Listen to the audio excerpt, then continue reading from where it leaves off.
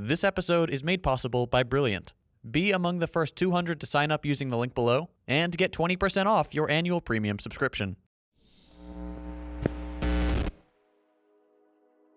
Conservatives are Christian. Christians are conservative.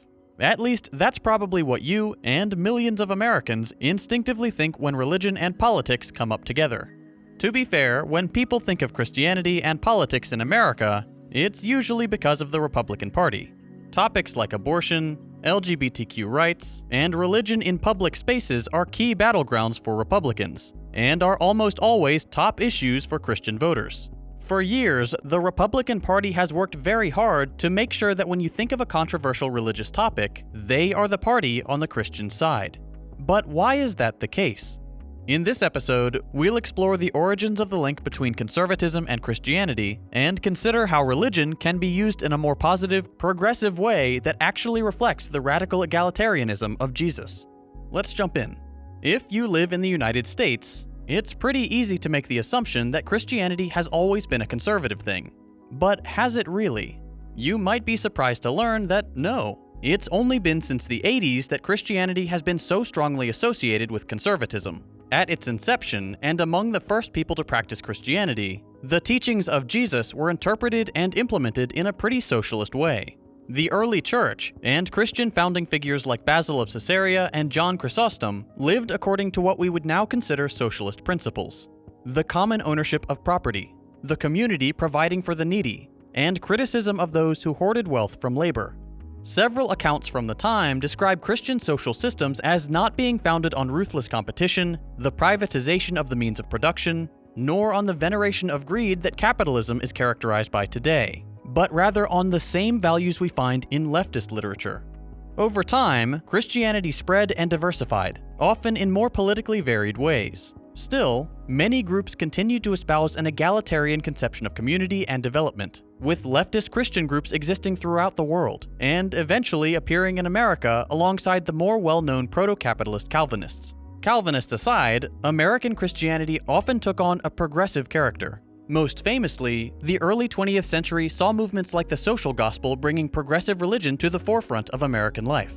In 1917, Walter Rauschenbusch, a central figure in the social gospel, published a manuscript for the new religious movement, in which he rips apart capitalist exploitation of labor, their responsibility for imperialism, colonialism, war, political autocracy, and economic oligarchy, all through the lens of Christianity. Christian ethics, Rauschenbusch argued, were completely incompatible with those of capitalism. This, in turn, launched a movement of broad-spanning social justice that came to influence American politics the nation over. His work deeply shaped the American conception of religious morality, in everything from the New Deal to the Civil Rights Movement and the central role played in it by Baptist minister Martin Luther King Jr. Though he appears a little later in this story, MLK represents one of the most clear-cut examples of people whose religiosity worked in tandem with their leftist politics.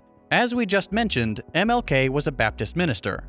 He spent years studying Christian theology, worked in the church, and eventually became a leading figure in Christian society, and in American society more broadly. It was in the church that he couldn't reconcile the deep inequality of a capitalist society, which stranded millions of Americans in poverty, with the morals of the Christian church, catalyzing speeches like this.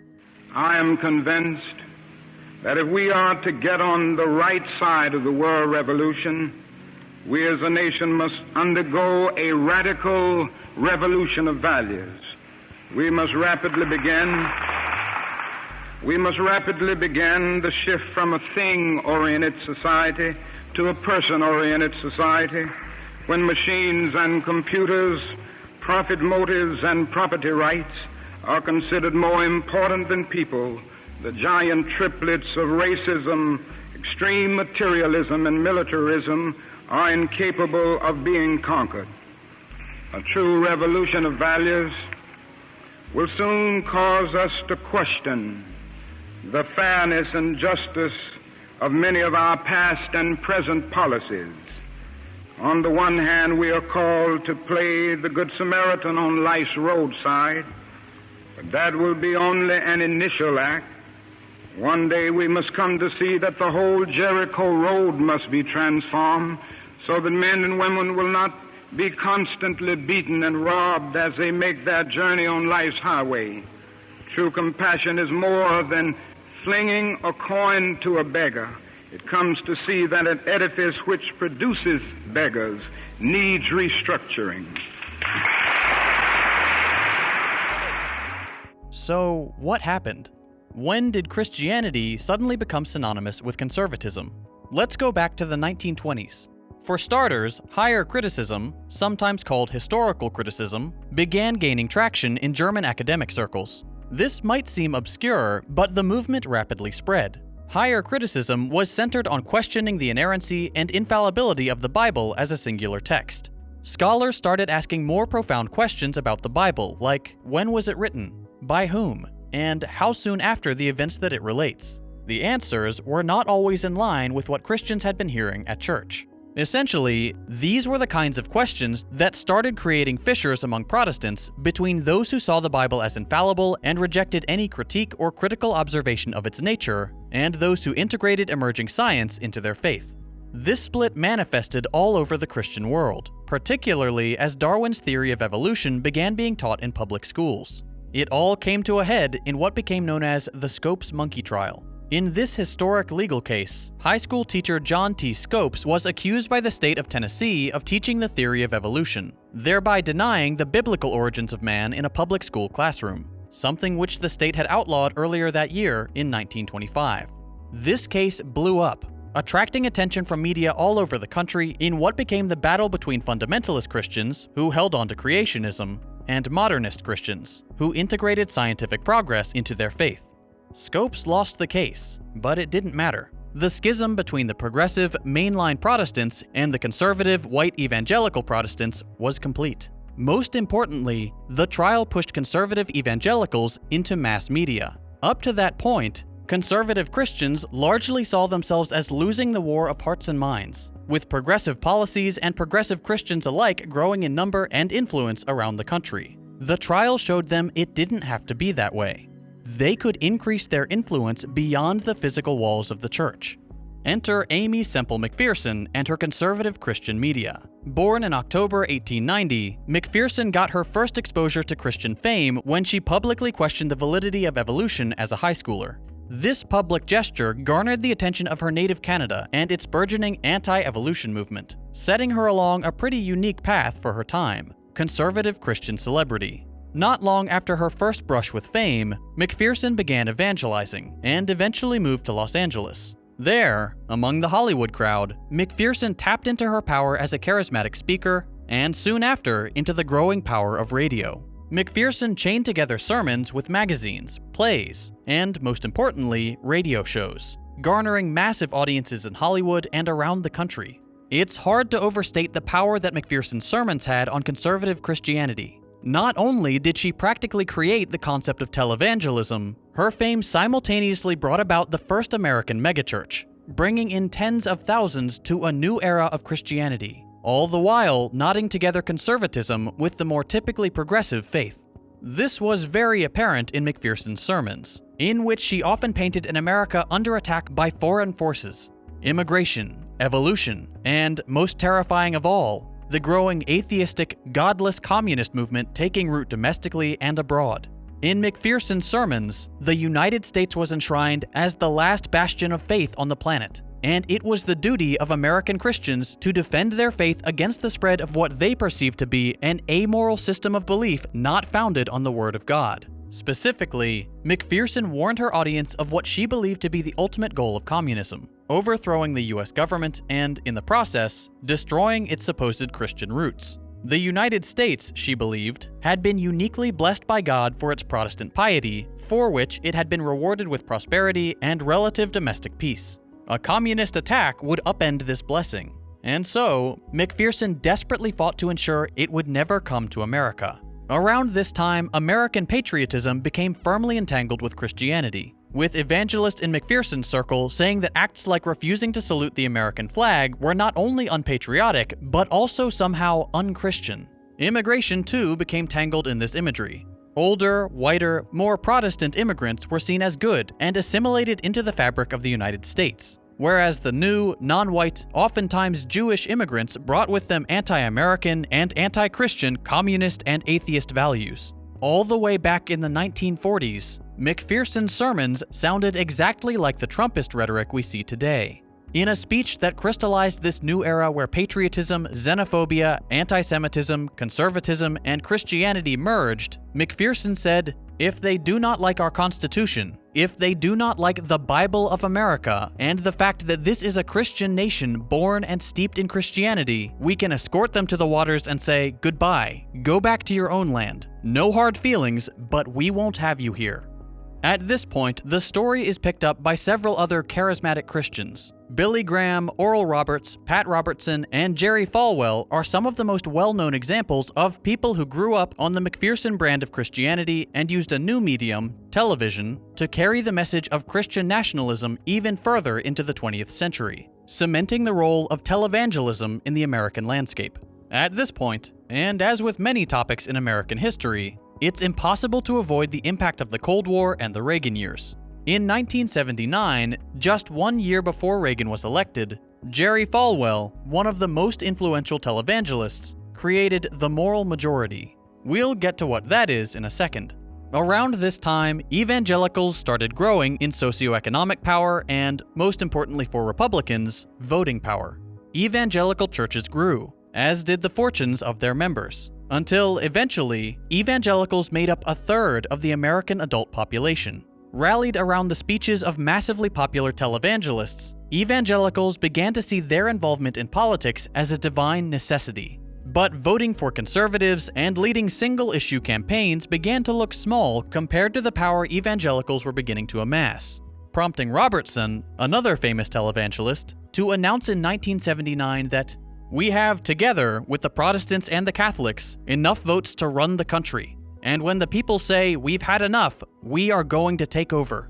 And so, Falwell created the Moral Majority, a political group that would exchange an enormous voting bloc for a comprehensive evangelical program in the Republican Party. Now, evangelicals felt confident that they could dictate party policies to Republican politicians on abortion, gay rights, the Equal Rights Amendment, and a host of social programs and foreign policy stances. Evangelicals ran popular broadcast media channels, publishing houses, colleges, and thanks to these new political groups like the Moral Majority, they were increasingly represented and emboldened by federal government representatives. Evangelical leaders were in congressmen's houses, in the mailing lists of tens of thousands of Americans, and were suddenly a sizable lobbying group. They had achieved political relevance like no other group in the United States. Later in 1979, evangelicals turned on their accrued power in full force, backing the candidate that stood alongside them in every key issue, Ronald Reagan. I won't spend too long on the results since you probably already know about them, but the evangelical-backed Reagan presidency gave rise to privatization, tax cuts for the wealthy, massive increases in military spending, environmental deregulation, pro-segregation politics, the disastrous war on drugs, the horrific response to the AIDS epidemic, and the total halt on progress for LGBTQ rights at the national level. Many today credit the conservative discourse surrounding abortion, homosexuality, and the demonization of people addicted to drugs to these Reagan-era politics and the central influence of early conservative evangelicals. During this same time period, mainline, progressive, and leftist Christians saw declining numbers all over the country. The cumulative effects of the Red Scare, the Cold War, and a community with a less narrowly defined identity, and thus a more loosely held together community, meant that the Christian left became more and more obscured in politics and society as a whole, leaving an open field for evangelicals and conservative Christians in which to dominate the American political game.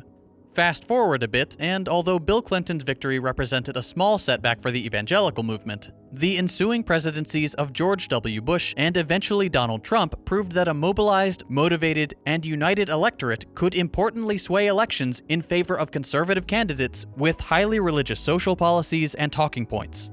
Now, white conservative evangelicals are firmly settled in the American political landscape and exert tremendous power on the policies and posturing from the Republicans we see today.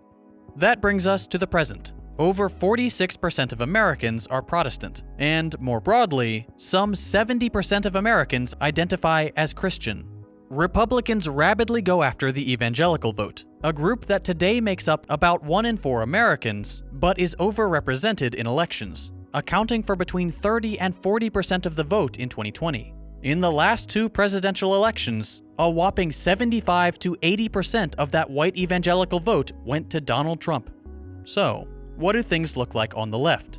For starters, the Christian left is seeing somewhat of a revival. Christian leftist organizations like Christians for Socialism and the Institute for Christian Socialism have gained popularity in the wake of the Trump presidency as socialism as a whole trends upward. It is also impossible to ignore the Democratic base of Black Christian voters who regularly ensure Democratic victories and stand in stark contrast with the white evangelical vote. On the international stage, political parties on the left frequently embrace a Christian tradition in harmony with leftist or otherwise progressive politics. In many cases, Christian groups have defended progressive legislation here in the States, like in 2014, when the United Church of Christ sued the state of North Carolina to defend same-sex marriage on the grounds of religious freedom. It's important to understand that the elected officials you see yelling the loudest about Christian morality are usually the worst representatives of the faith, and often don't believe a word of it themselves. The most obvious example is Donald Trump, a man who, until launching his campaign for the presidency, did not make any attempt to pretend he was even remotely religious, and only adopted evangelical language to secure that large and vital Republican voting bloc. But Republicans aren't the only ones at fault here. There are plenty of Democratic politicians who make a point of reminding people that they're Christians, despite very few, if any, elected officials fighting for legislation that would actually help the poor, the sick, the elderly, or any of the cast aside and forgotten groups that Jesus called his followers to care for. In fact, these politicians often ignore the will of the people when it comes to things like universal healthcare or ending homelessness, things that have overwhelming support and are clearly more in line with their supposed Christian values than the corporate handouts they so frequently produce. No matter who you are, religious or not, it's important to realize how a few key figures in the white American evangelical movement have taken a religion with a rich history of egalitarian values and convinced us that its only legitimate avenue in politics is through a platform that preaches hyper-individualism, greed, siding with massive corporations, and hatred of the poor. In spite of these efforts, plenty of people let their faith guide and supplement a socialist, humanitarian conception of society. Many Christian or otherwise religious people today suffer under a capitalist system of exploitation and alienation, both domestically and abroad. Correcting this notion that capitalism is somehow the decree of a God who preaches justice is critical to our success. And this applies to every religion. I've interacted with countless socialists online and in person, and the Christians, Muslims, Buddhists, all the religious socialists have been among the most devoted to actually caring about improving the material realities of their fellow human beings. Regardless of what you think of religion as a whole, regardless of whether you consider yourself a religious person, we need to realize that the American version of Christianity has been co-opted and perverted for devious ends. The Christianity of modern-day white evangelicals bears no resemblance to the radical teachings of Jesus. If religious Americans truly want their faith to be a force for good, they must take their religion back from those who have turned it into a weapon of evil.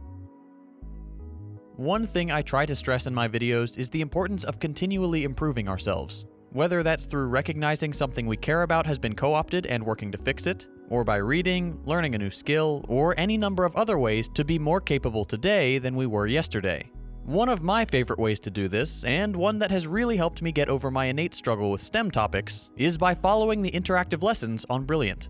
Brilliant is an online learning platform for STEM that replaces lecture videos with hands-on interactive lessons. It's for curious people both young and old, professional and inexperienced, and I think that's what I like best about Brilliant. It doesn't expect you to have a degree or even a solid understanding of what you're trying to learn. It's a great place for everyone. There are courses in math, science, and computer science for all skill levels, and that will take you from curiosity to mastery. On channels like mine, you'll hear a lot about how Marxism is scientific, and how dialectical materialism is a political, economic, and scientific way of understanding the world and its development. This particular topic can be a real challenge for people to grasp, and I think diving into a course on scientific thinking in general could really help. A lot of people have had a mixed experience with science. On one hand, it's fascinating to think about how our world works. On the other hand, it can be really boring to trudge through formulas and equations in a science class. Thankfully, Brilliant makes learning science fun. For example, check out this lesson on optics. In it, you can move around an individual beam of light reflecting off a gem in a box of mirrors to see the path that light takes to get to your eye. See? A material change in one aspect of the experiment yields other changes. This type of lesson can be applied to how you see the world in general. Everything is related to everything else, and a change in the condition of one thing will cause further changes down the line. Whatever you're interested in, Brilliant has fun, accessible, and expert-designed courses to help you learn and eventually master that subject. If you'd like to get started learning today, I highly recommend you check out Brilliant by visiting brilliant.org/secondthought. And if you're one of the first 200 to sign up, you can get 20% off your annual premium subscription. In my opinion, that's one of the best deals in education. Visit brilliant.org/secondthought and start learning today. It really does help support this channel.